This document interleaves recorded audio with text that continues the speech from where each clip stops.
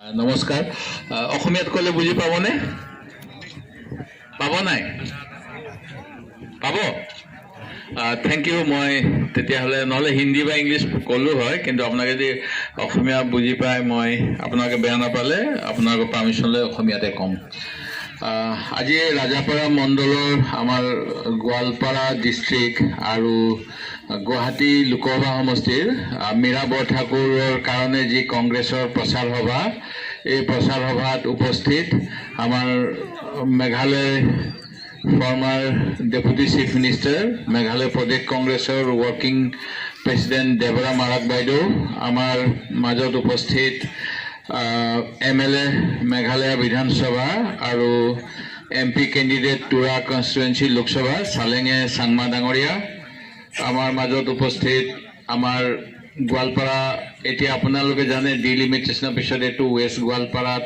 সোমাইছে তো local MLA Abdul Rashid Mondal ডাঙৰীয়া আৰু আমাৰ দুধনৈ ST কনষ্টিটুৱেঞ্চি MLA যাদৱ ছয়গিয়াৰী ডাঙৰীয়া ex MLA Meghalaya Brigendi and Marak ডাঙৰীয়া আমাৰ এক্স মিনিষ্টাৰ প্ৰণয় ৰাভা ডাঙৰীয়া স্থানীয় থিনজিম মমিন ডাঙৰীয়া আমাৰ NSY ইউথ কংগ্ৰেছৰ ৰাকেশ চক্ৰৱৰ্তী শৰীফুল ইছলাম আৰু APCC ছেক্ৰেটাৰী শৈলেন সোণোৱাল ৰমন জা আৰু আমাৰ মেণ্ডিপা 18ৰ কণ্টেষ্টিং কেণ্ডিডেট আৰু উপস্থিত আমাৰ কংগ্ৰেছৰ বিষয়ববীয়াসকল মই আপোনালোক সকলোকে ধন্যবাদ জনাইছোঁ আজি আপোনালোকৰ সময় আমাক দিয়াৰ কাৰণে আৰু ভগৱানে আমাৰ সকলোকে ভালকৈ ৰাখক এইটোৱে আমি সকলোৱে ইচ্ছা কৰোঁ আমাৰ অলপমান দুটামান মই বেছি সময় নলওঁ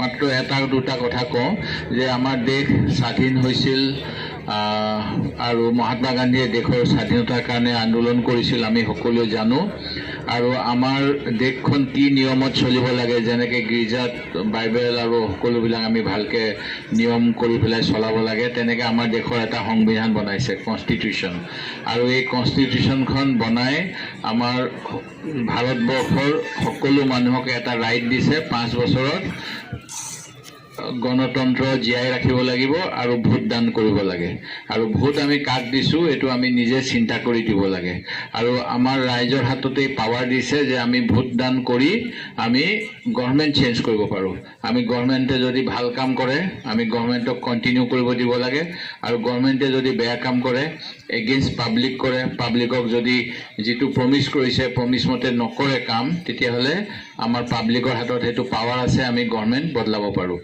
এতিয়া দেশৰ সংবিধানত আমাৰ সবকে একে অধিকাৰ দিছে ইৰেসপেক্টিভ অফ মানে আমাৰ সকলো ধৰ্মৰ এটা মৰ্যাদা আছে আৰু নিজৰ নিজৰ ভাষা কোৱাৰ অধিকাৰ আছে নিজৰ নিজৰ যিটো ৰিলিজিয়াছ ফেইথ আছে কমিউনিটি ফিলিংছ আছে এই সব একে ৰাখিব লাগে আৰু এই সংবিধানখন 1950ত আমি গ্ৰহণ কৰিছোঁ আৰু আমাৰ দেশৰ 75 বছৰ এতিয়া হৈছে কিন্তু এই 75 বছৰ পিছত ভাৰতীয় জনতা পাৰ্টি 2014 চনত যেতিয়া আহিলে আমি সকলোৱে ক'লে ভাল দিন আহিব আচ্ছা দিন আনে ওলা হয় বুলি কৈছিলে আৰু তেতিয়া গেছৰ চিলিণ্ডাৰ দাম আছিল 410 টকা আমাৰ পেট্ৰল ডিজেলৰ দাম আছিল 50 টকা 60 টকা আৰু আমাৰ মিঠাতেল বা কিবা কিবি বস্তু বজাৰৰ বস্তুৰ দামো ইমান বেছি হোৱা নাছিল 50 টকা 60 টকা দাইল তেল এই সব পাইছিল কিন্তু আজি 10 বছৰ পিছত আমাৰ গেছৰ চিলিণ্ডাৰ দাম হ'ল 1200 টকা পেট্ৰল ডিজেলৰ দাম হ'ল 100 টকা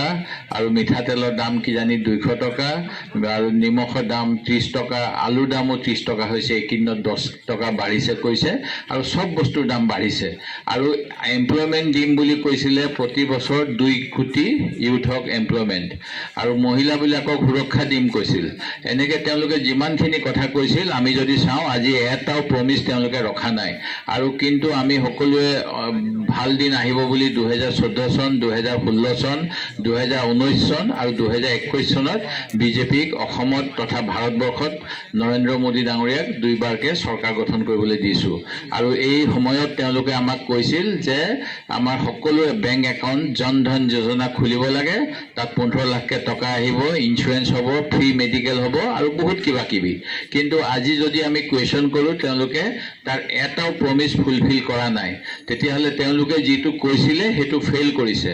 কিন্তু কংগ্ৰেছ দলটো এনেকুৱা দল, কংগ্ৰেছ দলে দেশৰ স্বাধীন কৰাৰ পিছত আমাক ৰাইট টু এডুকেশ্যন দিছিল, যি কাৰণে আমাৰ স্কুলবিলাক হ'ল, ৰাইট টু হেল্থ দিছে, তাৰ কাৰণে আশা কৰ্মী 108, অংগনবাদী, আমাৰ অংগনবাদী চেণ্টাৰ 108, এই গোটেইবিলাক আছে। ঠিক তেনেকৈ আমাক ৰাইট টু ফুড দিছে, যিটো বজাৰত চাউলৰ দাম যদি 40 টকাও আছিলে, কংগ্ৰেছে 2 টকা দামত চাউল দি আছিল, যিটো এতিয়া 2 টকাটো ফ্ৰী কৰি তেওঁলোকে দিছে। কিন্তু আমাৰ কংগ্ৰেছে বজাৰত 40 টকাৰ চাউলটো 2 টকা কৰি দিছিল। আৰু ঠিক তেনেকৈ আমাৰ এনৰেগা আঁচনি যিটো আছিলে মহাত্মা গান্ধী এনৰেগা, সেইটোত কিমান গাঁৱত ৰাস্তা ঘাট হৈছিল, কাম হৈছিল, এই চব আছে। কিন্তু এতিয়া তেওঁলোকে যিবিলাক আমাক প্ৰমিছ দিছিলে এই কোনো প্ৰমিছ তেওঁলোকে ৰখা নাই।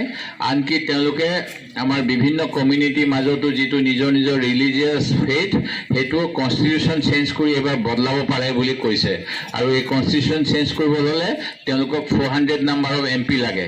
আৰু সেইটো আমি যদি চেঞ্জ হৈ যায় তেতিয়াহ'লে 1 নেশ্যন, 1 ইলেকশ্যন, 1 ৰিলিজিয়ন আৰু বহুত কিবা কিবি হ'ব, 1 ল, যিবিলাক আমাৰ ট্ৰাইবেল ট্ৰেডিশ্যনেল ল আছে, কাষ্টমাৰী ল, সেইবিলাকো তেওঁলোকে নাইকিয়া কৰি দিব পাৰে। সেই গতিকে BJP দলে এটা ধৰ্ম অকল হিন্দু ৰিলিজিয়নটোক বেছিকৈ আগবঢ়াই দিয়ে। সেই কথাবিলাক আপোনালোকে কিতাপ পঢ়িলে, আজিকালি TV চবে চাই, হোৱাটছআপ চাই, চবতে গম পাব। সেই গতিকে এইটো এগেইনষ্ট দি কনষ্টিটিউশ্যন তেওঁলোকে এইবাৰ নিৰ্বাচন জিকিলে কাম কৰিম বুলি ডিচিশ্যন লৈছে। সেইকাৰণে BJP দলটোক আমি কেতিয়াও ছাপোৰ্ট কৰিব নালাগে। ঠিক তেনেকৈ তেওঁলোকে যিটো আমাৰ শিডিউল ট্ৰাইব, শিডিউল কাষ্টৰ কাৰণে ৰিজাৰ্ভেশ্যন গভৰ্ণমেণ্টে কৰিছে, কাৰণ এইবিলাক পিছপৰা বুলি কনষ্টিটিউশ্যনেল গেৰাণ্টি আছে।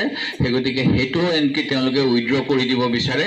আৰু এই কথাটো RSSৰ তেওঁলোকৰ যিটো আইডিঅলগ আছে তাতে আছে যে এইবিলাক উইড্ৰ কৰিব লাগে। আৰু এই গতিকে আমাৰ যদি এইবাৰ কংগ্ৰেছক ভোট নিদিয়ে এটা ডেঞ্জাৰ আহিব সকলো কমিউনিটিৰ কাৰণে। ঠিক তেনেকৈ যোৱা সময়ছোৱাত কিষাণবিলাকক তেওঁলোকে প্ৰমিছ কৰিছিলে যিটো খেতি কৰিব তাৰ ডাবল বেনিফিট দিব। কিন্তু 600-700 কিষাণ মৰিছে যোৱা সময়ত। 3খন আইন আনিছে, এণ্টি কিষাণ আইন। ঠিক তেনেকৈ ইউথৰ কাৰণে একো কাম কৰা নাই, যিটো আনএমপ্লয়মেণ্ট বাঢ়ি গৈছে। আৰু ঠিক তেনেকৈ এণ্টি ওমেন, যিবিলাক এতিয়া আপোনালোকে গম পায়, তেওঁলোকৰ এজন কেণ্ডিডেট কৰ্ণাটকৰ, তেওঁৰ কিবা ক্লিপ ওলাইছে, ভিডিঅ' 700-800 মহিলাৰ লগত তেওঁ অত্যাচাৰ কৰিছে আৰু তেওঁৰ হৈ প্ৰধানমন্ত্ৰীয়ে কেম্পেইন কৰি আছিলে। ঠিক তেনেকৈ তেওঁলোকে কোনো মানুহক খুচি কৰা নাই, সকলো মানুহকে তেওঁলোকে ডিষ্টাৰ্ব দিছে। অকল আদানী বা আম্বানীক তেওঁলোকে ভাল দিন দিছে। সেই গতিকে এই যিটো এণ্টি পিপুল গভৰ্ণমেণ্ট, এই এণ্টি পিপুল গভৰ্ণমেণ্টৰ আমি এগেইনষ্ট কৰিব লাগে। আৰু ৰাহুল গান্ধী ডাঙৰীয়া, আপোনালোকে জানে মণিপুৰত এটা ইনচিডেণ্ট হৈছিল, আজি 1 বছৰ হৈছে, তাতে এথনিক ক্লেছ হৈছিল খ্ৰীষ্টান আৰু হিন্দুৰ মাজত। আৰু প্ৰধানমন্ত্ৰীয়ে সেইটো ৰখাবলৈ এবাৰো এপিল কৰা নাই, এবাৰো ভিজিট কৰা নাই। আৰু এনেকুৱা কৰি পেলাই তেখেতে আমাৰ নিজৰ দেশৰে জাতিৰ মাজত যিটো বিভাজন হৈছে সেইটো তেওঁ এটা স্পেক্টেটৰ হৈ আছে। তেওঁ যিটো তাতে প্ৰেচিডেন্সটো লগাব লাগিছিল এইবিলাক কৰা নাই। সেই গতিকে তেওঁৰ যিখিনি কাম, সেই কামখিনি কেতিয়াও কোনো মানুহে পচন্দ নকৰে। সেই গতিকে এটা চেঞ্জ আনিব লাগে। আৰু এই চেঞ্জ আনিবলৈ হ'লে অহা 7 তাৰিখে কংগ্ৰেছক ভোট দি জয়যুক্ত কৰাব লাগিব। মই আৰু বিশেষ নকওঁ, কিন্তু আমাৰ যিবিলাক সৰু সৰু কমিউনিটি অসমৰ ভিতৰত থকা এই সকলো কমিউনিটিকে যোৱা কংগ্ৰেছ চৰকাৰৰ সময়ত ডেভেলপমেণ্ট কাউন্সিল আৰু কিবা কিবি দিছিল। আমাৰ ইয়াত থকা আপোনালোকৰো এটা ডিমাণ্ড আছে, অট'নমাছ ষ্টেটাছ লাগে। আৰু সেইটো নিশ্চিতভাৱে কংগ্ৰেছৰ যিটো ন্যায়পত্ৰ আছে আপোনালোকে পাব। তাত লিখা আছে যে সকলো কমিউনিটিকে আমি সুবিধা দিম। আৰু ইয়াতে লিখা আছে আমাৰ চেণ্ট্ৰেল গভৰ্ণমেণ্টৰ 30 লাখ ভেকেঞ্চি আছে। আজি 30 লাখ ভেকেঞ্চি, য'ত 2 কোটিকে চাকৰি দিম বুলি কৈ 10 বছৰত 20 কোটি এমপ্লয়মেণ্ট দিব লাগিছিল, 20 কোটি দিয়া নাই। 30 লাখ চাকৰি ভেকেঞ্চি আছে। Within 6 months Rahul Gandhi promise কৰিছে সেইটো দিব। ঠিক তেনেকৈ এনৰেগা বা যিকোনো লেবাৰ কাম কৰিলে 257, 267 ৰুপি, 238 বোধ কৰি এতিয়া এনৰেগা ৱেজেছ, সেইটো 400 কৰিব বুলি কৈছে। ঠিক তেনেকৈ আমাৰ অৰুণোদয় বুলি এটা আঁচনি গভৰ্ণমেণ্টে এতিয়া দি আছে, ফৰ্ম ফিল আপ কৰি আছে। কিন্তু 1200 টকা গেছৰ চিলিণ্ডাৰৰ দাম, তাতে মেডিচিনো নাপায়, একো নাপায়। আমাৰ কংগ্ৰেছ চৰকাৰ আহিলে 8,500 পাৰ মান্থ অৰ্থাৎ 1 লাখ টকা BPL ফেমিলিক দিব বুলি এইটো ৰাহুল গান্ধী গ্যাৰান্টি দিছে ঠিক তেনেকৈ ইউথৰ কাৰণে 1 বছৰ training with stipend apprenticeship 8,500 rupees per month দিব বুলি গ্যাৰান্টি দিছে আৰু ঠিক তেনেকৈ মহিলাসকলৰ আৰু যিমান আমাৰ ST আছে তাৰ কাৰণে ৰিজাৰ্ভেশনৰ যিটো কোটা সেই কোটাও আনকি বঢ়াই দিব বুলি কৈছে আফটাৰ সেন্সাস অফ পপুলেশন সেই গতিকে এই গোটেইবিলাক আপোনালোকে গম পায় মই আমাৰ যিসকলে আজি এই মিটিংটো কৰালে তেখেতসকলক থ্যাঙ্কস দিছো আশা কৰ্মী অংগনবাদী কৰ্মী আৰু মিড ডে মিল ওয়াৰ্কাৰ তেখেতসকলৰ যিটো ডিমান্ড হৈ আছে অসমত বহুত দিন ধৰি যে তেখেতসকলক খুব মিনিমাম পইচা দিয়ে আৰু তেওঁলোকে বহুত কাম কৰিব লাগে হেতু সেন্ট্ৰেল গভৰ্নমেন্টৰ আমাৰ প্ৰমিস কৰিছে ৰাহুল গান্ধী হেতু ডাবল কৰি দিব সেই গতিকে এই গোটেইবিলাক কথা আপোনালোকে যাতে সকলো মানুহ প্ৰচাৰ কৰে আৰু আমাৰ কংগ্ৰেছ পাৰ্টি গৰাকী যাতে জয়যুক্ত হ'ব পাৰে তাৰ বাবে আপোনালোক সকলোৱে বিপুল হাৰত অহা 7 তাৰিখে ভোট দিব এই আশা ৰাখি মোৰ বক্তব্য সামৰণি মাৰিলো ধন্যবাদ জয় হিন্দ ভাৰতীয় জাতীয় কংগ্ৰেছ জিন্দাবাদ